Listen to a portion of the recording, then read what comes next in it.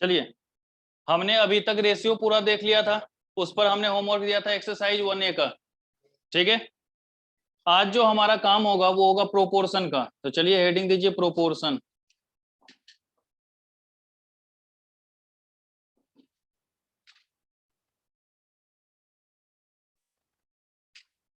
देखो, प्रोपोर्शन का मतलब होता है समानुपात। हिंदी में प्रोपोर्शन को कहते हैं हम लोग समानुपात।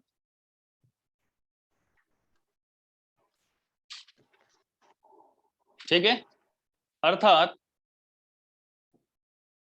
इक्वल रेशियो, कि जहां पर भी इक्वल रेशियो की बात करेंगे, जहां पर भी हम लोग इक्वल रेशियो की बात करेंगे वो हमारा क्या होगा, प्रोपोर्शन के अंतर्गत आएगा। कि अगर कभी भी हमें प्रोपोर्शन पढ़ना है तो दो या दो से अधिक रेशियो को इक्वल करने की बात होगी। ठीक है, इक्वलाइजेशन ऑफ टू और मोर रेशियोज, कि अगर दो या दो से अधिक रेशियो एक दूसरे के बराबर हो जाता है तो वो क्या कहलाता है, प्रोपोर्शन कहलाता है। समानुपात के नाम से जाना जाता है, समानुपात कहलाता है। तो अगर हम प्रोपोर्शन की बात कर रहे हैं और इक्वल रेशियो की बात कर रहे हैं, तो इक्वल रेशियो जैसे मान लीजिए एक रेशियो हमने ए बाय बी मान लिया और दूसरा हमने सी बाय डी मान लिया। अगर बीच में ये इक्वल आ गया तो हमारा क्या हो जाएगा, ये प्रोपोर्शन। ये क्या होगा हमारा, प्रोपोर्शन। और ये जो आप देख रहे हैं कि ए बी सी और डी, ये हमारे कहलाते हैं टर्म्स ऑफ प्रोपोर्शन। ये हमारे किस नाम से आ जाएंगे, टर्म्स ऑफ प्रोपोर्शन। जिसमें ए को हम फर्स्ट टर्म, बी को सेकेंड टर्म, सी को थर्ड टर्म, डी को हम लोग फोर्थ टर्म के नाम से जानेंगे। तो अगर कभी भी प्रोपोर्शन है तो उस प्रोपोर्शन में हमेशा उस टर्म्स को ध्यान में रख के चलना है, हमेशा उस टर्म्स को ध्यान में रख के चलना है, क्योंकि इसी टर्म्स के बेसिस पर पूरा का पूरा प्रोपोर्शन आपका डिपेंड करता है, इसी पर। तो देखिए, ये जो आपके पास ए है, बी है, सी है और डी है, चार टर्म्स हमने बोले कि ए है, बी है, सी है और डी है। लिखने की जरूरत नहीं है, मैं आराम से फिर वीडियो का लिंक भेजूंगा, तब आराम से नोट कर लेना, ताकि रिवीजन भी हो जाएगा और नोट भी हो जाएगा। तो ए बी सी और डी, ये चार आपके पास आ गए। ये हमारा तो हो गया फर्स्ट टर्म, ये हमारा सेकेंड टर्म, ये हमारा थर्ड और ये हमारा फोर्थ टर्म। अब ये जो चार टर्म है, इसमें चार में देखो ए और डी ये दोनों आउटसाइडर है, बाहर की तरफ है, और बी और सी हमेशा बीच में रहेगा, है ना। तो ये जो बाहर की तरफ टर्म्स होता है इसको हम लोग कहते हैं एक्सट्रीम टर्म्स। इसको हम लोग किस नाम से जानेंगे, एक्सट्रीम टर्म्स के नाम से जानेंगे। और जो हमारा बीच में है उसको हम लोग मीन टर्म्स के नाम से जानते हैं। ठीक है, जो हमारा बाहर की तरफ है उसको एक्सट्रीम टर्म्स, और जो हमारा बीच में दे रखा है उसको हम लोग किस नाम से जानेंगे बेटा, मीन टर्म्स के नाम से जानेंगे, मीन टर्म्स कहलाएगा। ठीक है, तो यहां पर भी आपको इसी को देखना है, यहां पर कि चार टर्म्स है हमारे ए बी सी डी, जिसमें ए और डी चूंकि बाहर की तरफ है तो इसलिए इसको हम लोग क्या बोलेंगे, एक्सट्रीम टर्म्स। और बी और सी चूंकि बीच में है इसलिए उसको हम लोग क्या करेंगे, मीन टर्म्स के नाम से जानेंगे। अब हमने यहां पर क्यों लिखा है एक्सट्रीम टर्म्स और मीन टर्म्स, उसकी बात सुनिए। कहता है कि हमेशा product of extreme is equal to product of mean होता है। Product of extreme is equal to product of mean होगा। अगर हम देखें दोनों को कि प्रोडक्ट ऑफ एक्सट्रीम और प्रोडक्ट ऑफ मीन, तो दोनों हमारा क्या होगा, इक्वल होगा।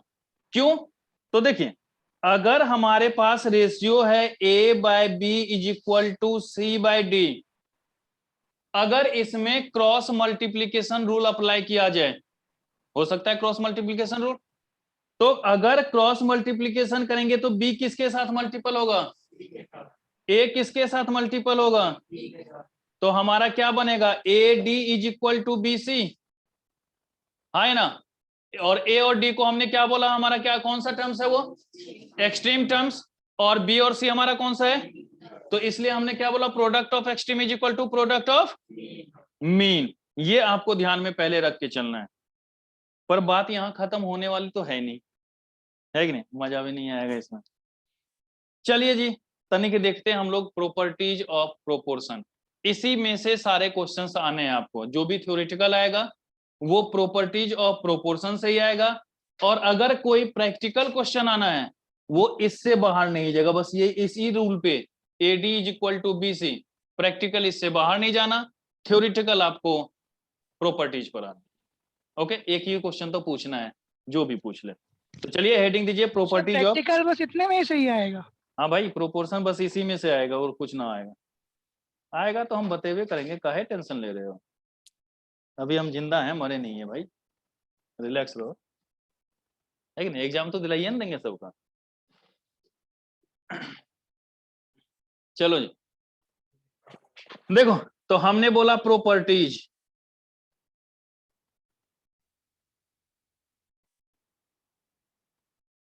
देखो सबसे पहले तो मैं बच्चों आपको एक बात ये समझा दूं, कोई भी ये टेंशन नहीं लेगा कि मैंने क्या पहले पढ़ाया और क्या नहीं पढ़ाया।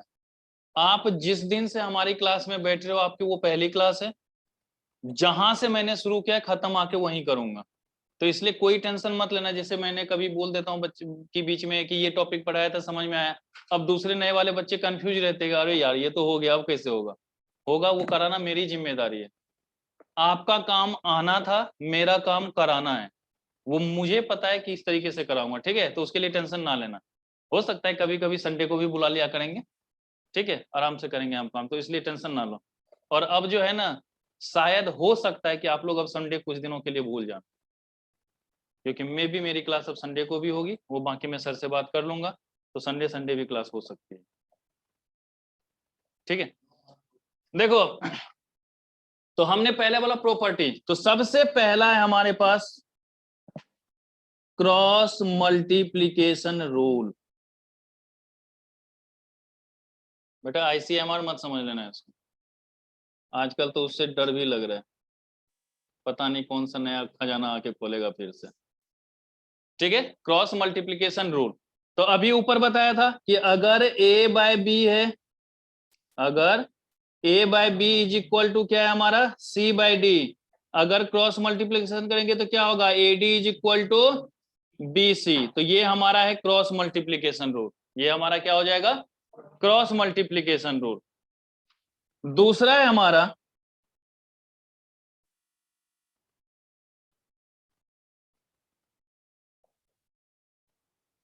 इनवर्टेंडो। दूसरा हमारा क्या है, इनवर्टेंडो, अर्थात इनवर्स कर दो। इनवर्टेंडो का मतलब क्या, इनवर्स कर दो। कि अगर हमारे पास रेशियो है A/B is equal to C/D, तो हम इनवर्स कैसे कर सकते हैं?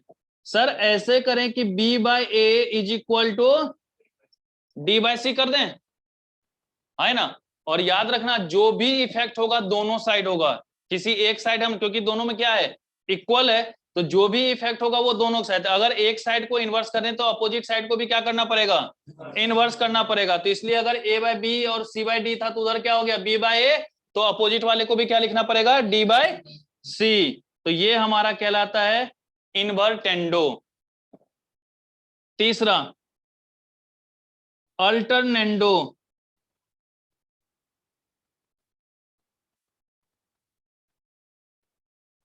अल्टरनेंडो का मतलब होता है बेटा अल्टरनेटिव कर दो। अब अल्टरनेटिव का मतलब क्या, कि एक के जगह पे दूसरे को भेज दे, दूसरे के जगह पे पहले वाले को भेज दे। यही तो हो सकता है कि स्थान का परिवर्तन कर देना, ये क्या करेगा, अल्टरनेटिव आएगा। तो अगर मान लीजिए कि A/B is equal to C/D था, मैं इसको ऐसे कर सकता हूं कि A/C को मैं यहां ले आऊं और B को इधर रख दूं, हो सकता है काम। या फिर अब D/B is equal to C/A कर दे, तब भी हमारा काम हो सकता है। स्थान परिवर्तन हो गया ये किसी का नहीं किसी का। तो अगर ये चेंजेज आ रहे हैं तो ये हमारा क्या होगा, अल्टरनेंडो का होगा। ये हमारा क्या होगा, अल्टरनेंडो का, कि जहां पर एक वैल्यू को दूसरे के साथ इंटरचेंज कर दिया जाए तो वो हमारा क्या होगा, अल्टरनेंडो के नाम से जाना जाएगा, अल्टरनेंडो कहलाएगा, ठीक है? Fourth componendo.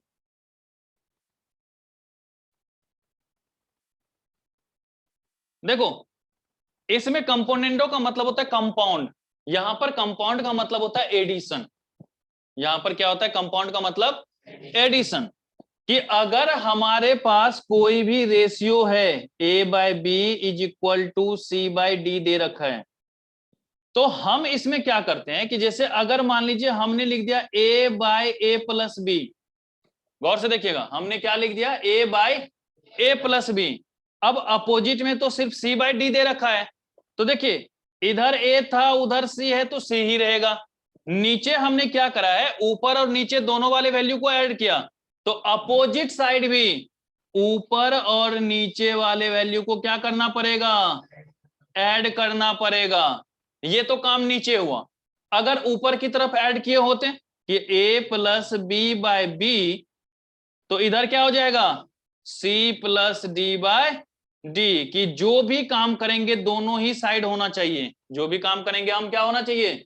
दोनों ही साइड। साथ ही साथ ध्यान में ये रखना कि अगर इधर हमने नीचे की तरफ किया है तो अपोजिट साइड भी नीचे की तरफ ही होगा। अगर यहां पर मैंने ऊपर किया है, एंटीसीडेंट में किया है, तो अपोजिट साइड भी एंटीसीडेंट में होगा। अगर एक तरफ एंटीसीडेंट में चेंज कर रहे हैं तो अपोजिट साइड भी एंटीसीडेंट में ही चेंज होगा। अगर एक साइड क्या कॉन्सिक्वेंट में चेंज कर रहे हैं तो अपोजिट साइड भी क्या करना होगा? कॉन्सिक्वेंट में ही चेंज करने की आवश्यकता होगी। तो जो भी करेंगे वो दोनों साइड करेंगे। तो अगर प्लस का साइन आ रहा है तो वो हमारा किस नाम से आ जाएगा? कंपोनेंडो। देखिए सबसे पहले मैंने बोला है क्रॉस मल्टीप्लीकेशन, जिसमें हम लोग क्या कर रहे हैं? कोना कोनी गुना कर रहे हैं, तो क्रॉस मल्टीप्लीकेशन हो गया। दूसरा हो गया इन्वर्टेंडो, जिसमें हम क्या कर रहे हैं? रेशियो को पलट दे रहे हैं, रेशियो को इन्वर्स कर दे रहे हैं, तो वो हमारा क्या हो गया? इन्वर्टेंडो। अगर उसी में हम लोग क्या कर रहे हैं? एक दूसरे के स्थान को परिवर्तन कर रहे हैं, तो वो हमारा क्या हो गया? अल्टरनेंडो। और अगर एडिशन कर रहे हैं तो वो कंपोनेंडो। पांचवा डिविडेंडो।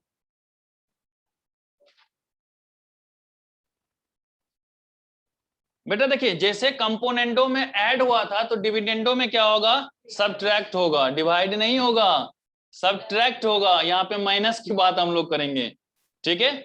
अब इसमें नाम पे ऐसे हर जगह चलेंगे फिर तो गलत हो जाएगा, है कि नहीं? अच्छा जैसे मेरा नाम अगर बेवकूफ चौधरी रहे तो बेवकूफ थोड़ी ना हो जाऊंगा, ठीक है?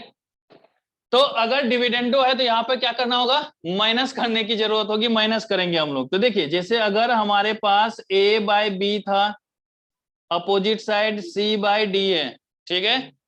तो हम लोग ऐसे लिख सकते हैं A-B/B। अब बोलो अपोजिट साइड क्या लिखूंगा? और अगर D-C लिख दिया तो गलत हो जाएगा, क्योंकि अगर यहां पर पहले में से दूसरे को माइनस किए हैं तो अपोजिट साइड में भी पहले में से दूसरे को ही माइनस करने की आवश्यकता होगी। अगर इधर B-A किए होते तो उधर भी D-C करना होगा, ठीक है? या फिर A/A-B है तो इधर क्या हो जाएगा? C/C-D। देख लो कितना आसान है, कुछ है इस सब में? और आपको जो एग्जाम में पूछेगा क्वेश्चन एज इट इज इसी फॉर्म में रहेगा। अब हो सकता है कि मैंने ABCD माना, वहां पे कोई नंबर दे दे, AB तो रहना ही रहना है, उसके साथ कोई नंबर दे दे, या CD रहेगा उसके साथ कोई नंबर दे देगा, और फिर आपको अपोजिट फॉर्म में तोड़ने के लिए बोल देगा। तो आराम से कर लोगे ना, बस पता होना चाहिए कि करना क्या है। अभी देखेंगे उस पर क्वेश्चन भी हम लोग। चलिए जी, तो हमने कंपोनेंडो को भी देख लिया, डिविडेंडो को भी देख लिया, लेकिन कभी कभी कहानी होती है ना हम साथ साथ हैं, तो कंपोनेंडो एंड डिविडेंडो भी तो साथ हो सकता है। तो चलिए जरा लिख लेते हैं उसको भी। कंपोनेंडो एंड डिविडेंडो मतलब प्लस और माइनस एक साथ आ जाए, प्लस और माइनस क्या हो? एक साथ आ जाए। तो अगर प्लस और माइनस एक साथ आएगा तो किस तरीके से? A/B is equal to C/D। तो इसको क्या लिखेंगे? A+B, A-B, C+D, C-D। है ना? अपोजिट भी तो हो सके हैं, A-B/A+B, C-D/C+D। बेटा सीसीडी मत समझ लेना, ठीक है। तो ए अगर प्लस होगा तो दोनों साइड, माइनस होगा तो दोनों साइड, अगर एंटीसीडेंट की तरफ है तो दोनों साइड, कॉन्सिक्वेंट की तरफ है तो भी दोनों साइड। ऐसा नहीं कि यहाँ पर ऊपर में प्लस लिखना और यहाँ पर जो है फिर प्लस लिख देना, ऐसा नहीं। अगर ऊपर है तो दोनों साइड, नीचे है तो दोनों साइड, जो भी साइन होगा दोनों ही साइड होगा, और जिस फॉर्म में होगा उसी फॉर्म में वहां भी लिखेंगे। जैसे यहाँ ए माइनस भी लिखा है ना, तो अपोजिट साइड भी सी माइनस डी ही लिखना होगा। अगर यहाँ बी माइनस ए लिखे होते तो ऊपर अपोजिट साइड भी डी माइनस सी ही लिखना होगा। अभी तक जो भी हमने इसमें काम किया है वो है हमारा किस चीज का, दो रेशियो को इक्वलाइज करने का। A by B is equal to C by D लिया, लेकिन शुरू में जब हमने प्रोपोर्शन बताया था तो हमने बोला था टू और मोर रेशियोज। अभी मोर वाली तो कोई बात हुई नहीं, अभी तो सिर्फ टू में ही हुई, इसका मतलब मैं झूठ बोल रहा था वहां पे, नहीं ना। चलिए अब उसको भी देख देते हैं। 7th एडेंडो। अब यहाँ पे एडेंडो का मतलब होता है ऐड कर दो, ठीक है। अच्छा, और अभी जो आगे लिखवाऊंगा सब्ट्रैक्टेंडो सो प्रभु। देखिए, तो अगर एडेंडो की बात कर रहे हैं, हमने लिया A by B is equal to C by D is equal to E by F is equal to G by H, so on. जहां तक ले जाना है ले जाओ, हम रोकने वाले कौन होते हैं आप, है कि नहीं। तो अगर इस तरीके की कहानी हो तो ऊपर वाले सबको एक साथ जोड़ दो, नीचे वाले सबको एक साथ जोड़ दो, वही आंसर हो जाएगा। A plus C plus E plus G plus dot dot dot dot. बेटा इस डॉट डॉट डॉट का मतलब होता है सो ऑन, लगातार चलता जाएगा। B plus D plus F plus H, so on, लिख सकते हैं। तो ये क्या हो गया हमारा, एडेंडो। 8वां,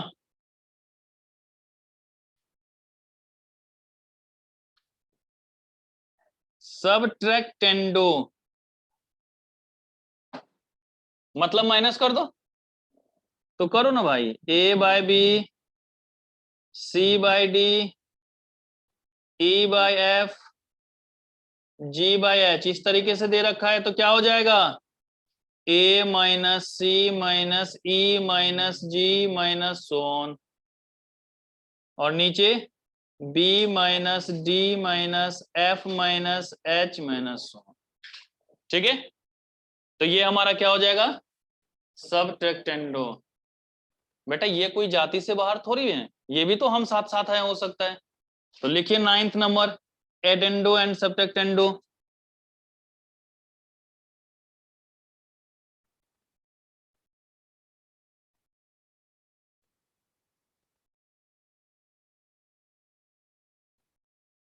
मतलब प्लस भी और,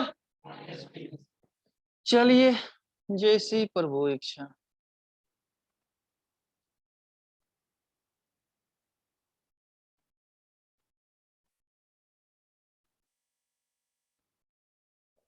ठीक है, तो अब देखिए क्या करते हैं, हमने इसको इस तरीके से लिख दिया, ए प्लस में सी, तो अब अगला टर्म्स क्या होना चाहिए, माइनस में ई, फिर प्लस में जी, तो उसके अगले टर्म में माइनस प्लस, मतलब एक बार माइनस एक बार प्लस एक बार माइनस एक बार प्लस, इस तरीके से दौड़ता चलेगा ऊपर तक, ठीक है।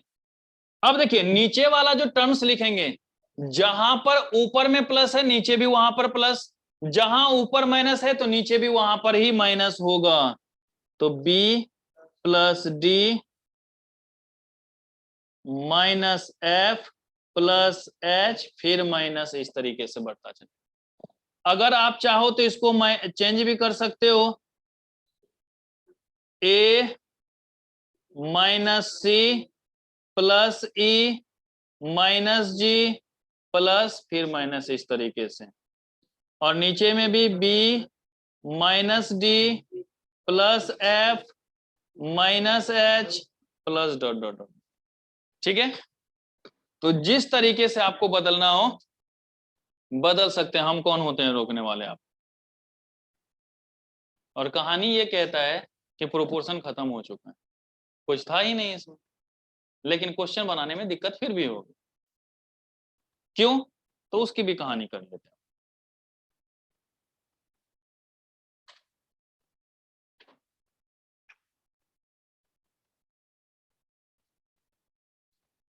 देखो, अगर हम बात कर रहे हैं A B C are in proportion, ठीक है भाई, हम तो ये सोच रहे हैं ना कि ए बी सी और डी हमारा प्रोपोर्शन में होगा, लेकिन यहां तो 3 ही दे रखा है।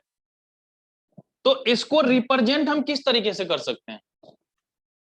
A by B is equal to B by C लिख सकते हैं क्या?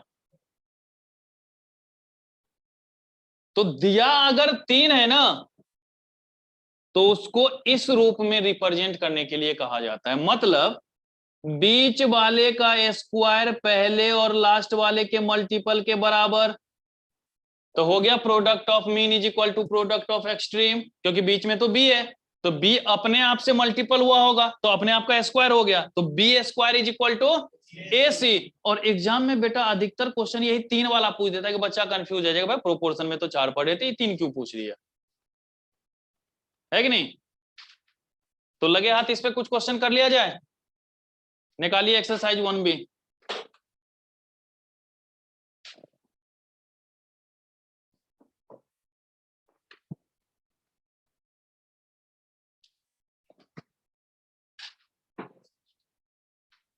बेटा आप लोगों को समझ में आ रहा है? ये सर समझ में आ रहा है। फरहान?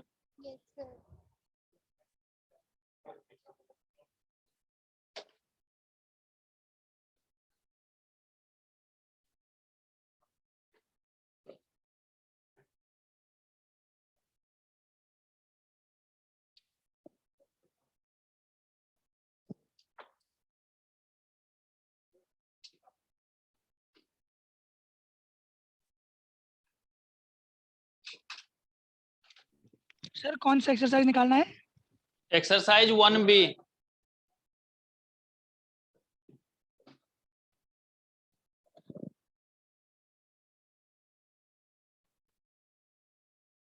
क्वेश्चन नंबर 28 देखो।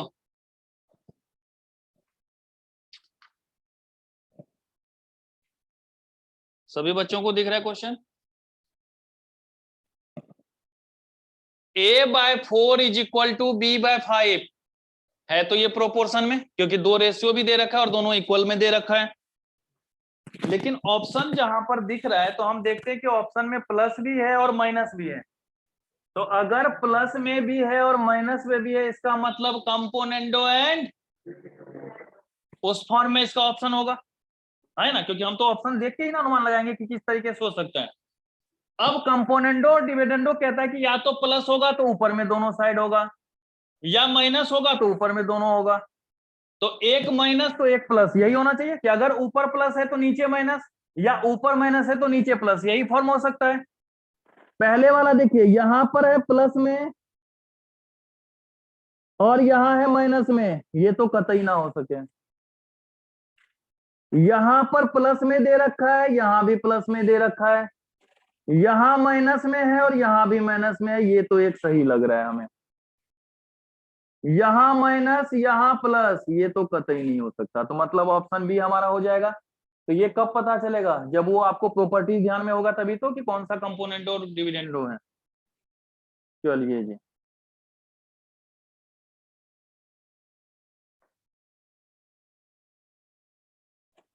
Question number 21।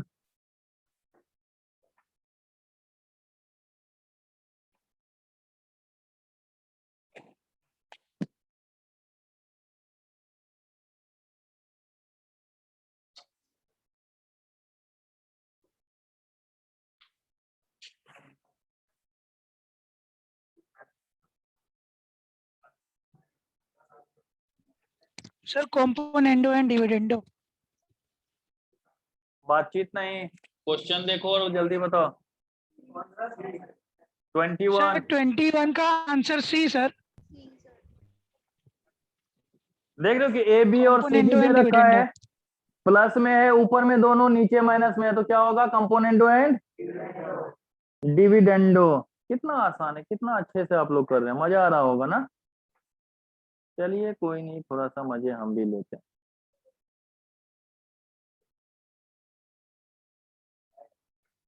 Question number 7।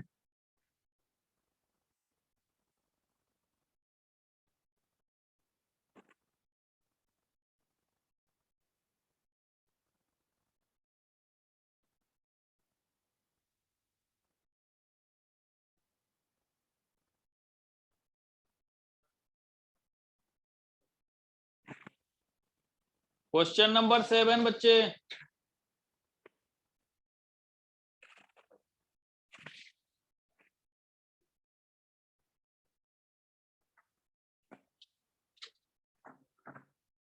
कितना टाइम लग रहा है?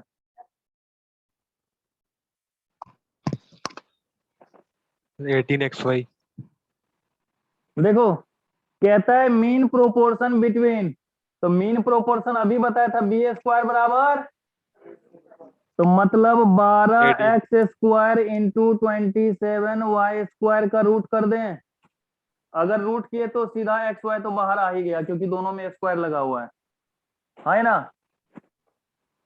तो इसको कितना, 12 को क्या लिख सकते हैं? 4 इंटू 3, है ना। और 27 को 3 लिख सकते हैं। 4 3 में से 2 3 बाहर आ जाएगा, 3 3 जा, और 4 का 1 2 बाहर आ जाएगा, तो 18xy नहीं लिख लेंगे? बोलिए। Question number 8। अच्छा, इसमें हिंट भी दे रखा था, ऐसे है तो मेहरबान है। हाँ, क्या चाहता है? ऑप्शन भी लिख के दे दे पेपर में। आप सिर्फ गोला लगाइए जितने अच्छे से लगा सकते हैं। आ जाता तो कितना मजा आता ना।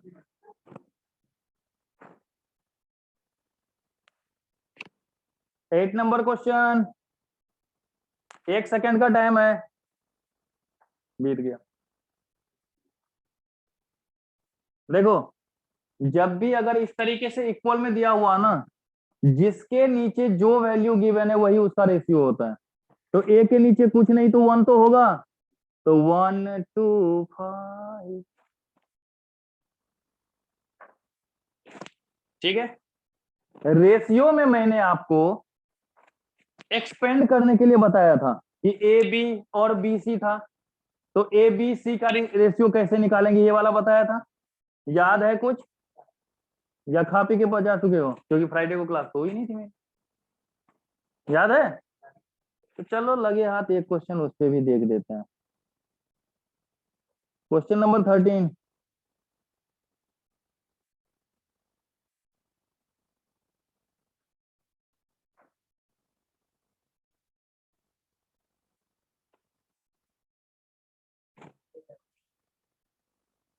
थोड़ा पेन भी पकड़ ले भाई, इतना कष्ट क्यों दे रहा है पेन को? मैथ्स है, थ्योरेटिकल टॉपिक नहीं है कि मुंह से बोल रहे हो। सर 9:6 × 10।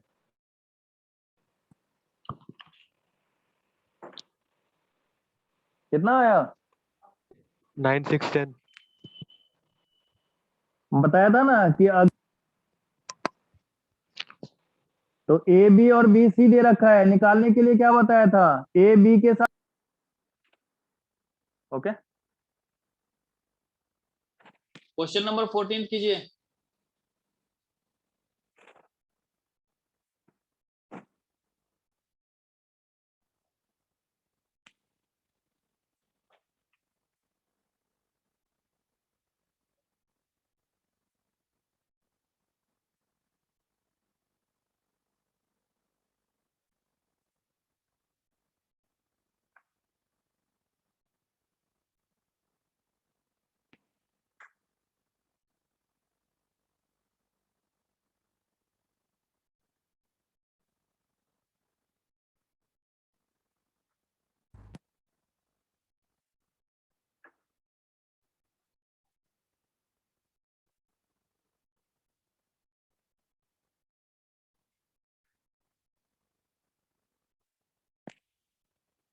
हो गया 14।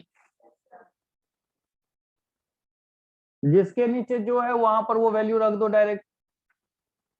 Question number 17।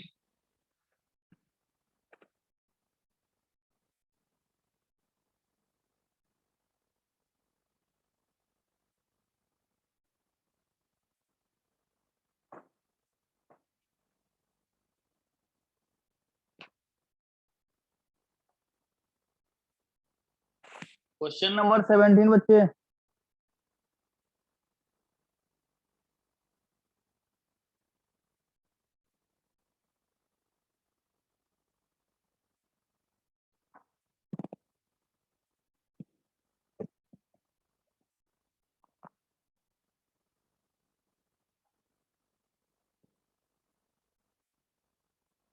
क्या बात है भाई, मेरा पासवर्ड ही मेरा नाम अपना नाम रख लिया।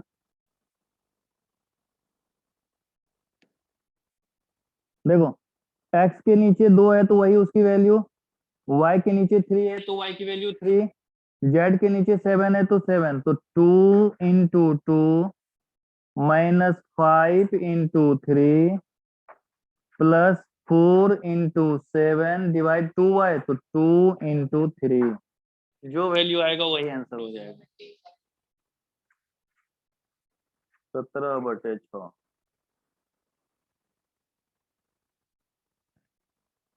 इसमें कोई बिहार से भी हो? बिहार से बिलोंग तो नहीं करते ना क्या?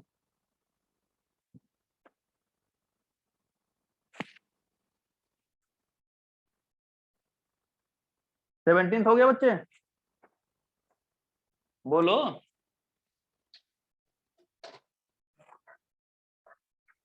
Question number 17। The sum of the ages of 3 person is 150 years. 10 years ago their wages are in the ratio of 7:8:9. Their present age are, हो गया? कोई कर भी नहीं रहे, क्या टैलेंट है।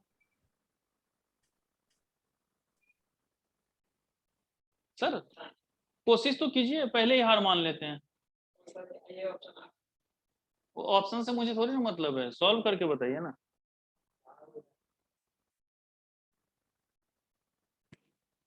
अब पता चल रहा है होमवर्क क्यों नहीं जल्दी सब भेजते हैं, महान आलसी लोग बैठे हुए। भाई ऐसे मत करो, मैं भयंकर आलसी खुद हूं फिर।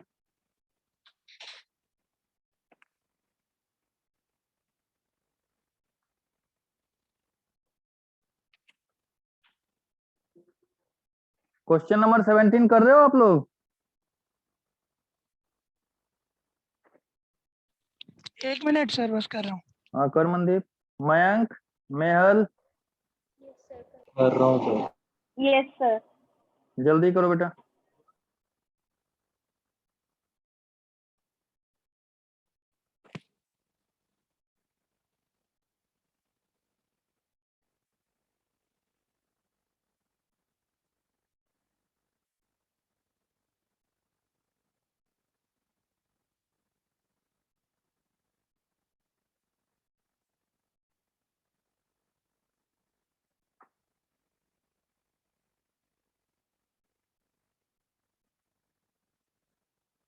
नहीं हुआ?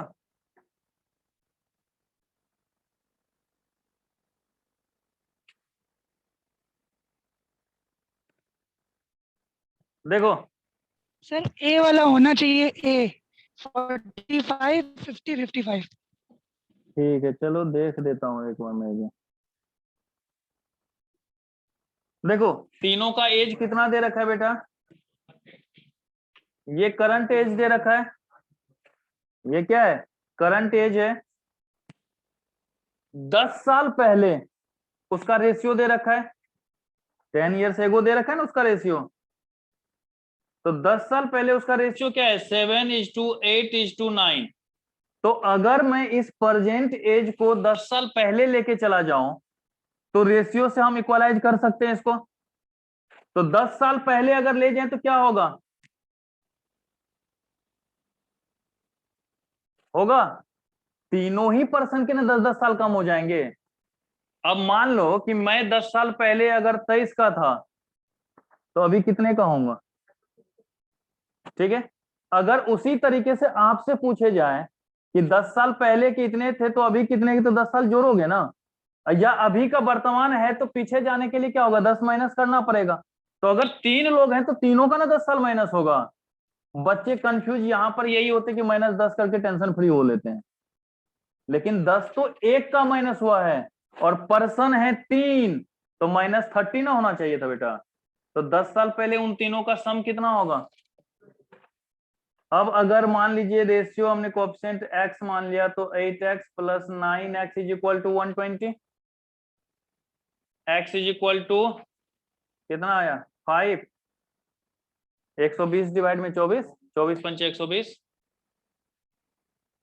तो क्या हुआ, पहला का 35, दूसरे का 40, तीसरे का 45। ये तो 10 साल पहले का उम्र निकला है, पूछा तो हमें वर्तमान का है ना, तो सब में प्लस।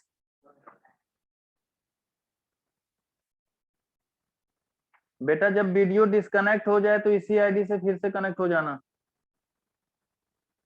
होगा या नहीं होगा ये। कितना आसान था, मोह माया से परे। तो इस पर बाकी होमवर्क कर लेना, एक्सरसाइज 1 भी, ठीक है। अब अगला टॉपिक देखते हैं हम लोग, इंडाइसिस, कुछ फॉर्मूले भी उसमें लिखाने हैं।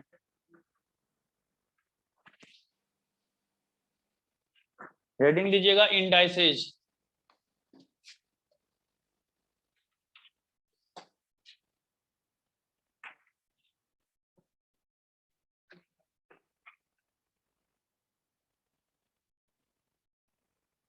देखो अगर हम इंडाइसेज की बात करते हैं तो इंडाइसेज का मेनली काम होता है बेस और पावर की बात